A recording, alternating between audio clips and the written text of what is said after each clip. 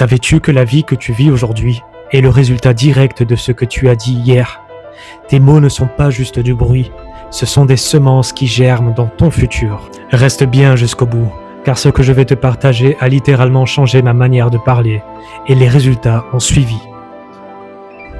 La mort et la vie sont au pouvoir de la langue. Dans l'Ancien Testament, les proverbes nous révèlent une vérité à la fois fascinante et redoutable. La mort et la vie sont littéralement au pouvoir de la langue. Ce n'est pas une suggestion, c'est une loi spirituelle. Imagine que chaque mot qui franchit tes lèvres est un outil de bâtisseur ou une arme de destruction. Lorsque nous parlons avec légèreté ou amertume sur les autres, nous ne faisons pas qu'émettre un avis, nous déversons du poison sur le terrain de leur vie. Et quand nous prophétisons le pire sur nous-mêmes par habitude, nous sommes en train de poser, brique par brique, le mur qui nous empêche d'avancer. La sagesse biblique nous donne donc une immense responsabilité. Choisir de ne laisser sortir de sa bouche que ceux qui édifient et ceux qui donnent la vie. C'est de l'abondance du cœur que la bouche parle. Car par tes paroles tu seras justifié, et par tes paroles tu seras condamné. Jésus approfondit cette leçon dans le Nouveau Testament en nous montrant la racine du problème. Nos paroles sont le miroir de notre cœur. Si notre cœur est saturé d'anxiété ou de jugement, c'est ce qui finira inévitablement par s'échapper. Jésus nous avertit que nous devrons rendre compte de nos paroles, car elles ne sont pas anodines. Elles témoignent de ce que nous avons semé intérieurement. Changer nos paroles ne consiste pas à faire semblant ou à porter un masque. C'est un travail de nettoyage intérieur.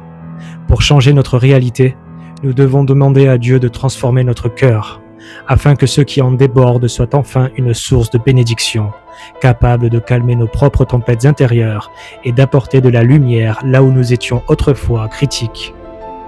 Pendant longtemps, je ne me rendais pas compte du poison que je distillais dans mes propres pensées et dans mes relations. Quand je regardais le futur, je projetais mes incertitudes. Je prononçais des phrases comme « si jamais ça tourne mal ». Je nourrissais ma propre anxiété avec mes propres mots. Et dans mes interactions avec les autres, j'avais cette fâcheuse tendance à juger ou à dire des mots blessants, pensant être honnête mais étant surtout destructeur. J'ai réalisé que je sabotais mes relations et que j'empoisonnais mon propre avenir avec des paroles négatives. Le jour où j'ai décidé de prendre autorité sur ma bouche, de ne parler que de ce que je veux voir arriver plutôt que de ce que je redoute, de choisir la bienveillance plutôt que le jugement envers les autres, j'ai vu une paix incroyable s'installer. Mes relations ont été restaurées et mon anxiété a drastiquement diminué. Aujourd'hui, je te lance un défi. Choisis un domaine de ta vie où tu te sens bloqué et force-toi à ne plus prononcer une parole négative à ce sujet pendant 24 heures. Remplace la plainte par la prière. Abonne-toi pour continuer à transformer ta vie, à continuer ce chemin ensemble dans la foi. Lâche un petit j'aime et dis-moi en commentaire quelle est cette phrase négative que tu vas arrêter de dire à partir d'aujourd'hui. Que Dieu te bénisse.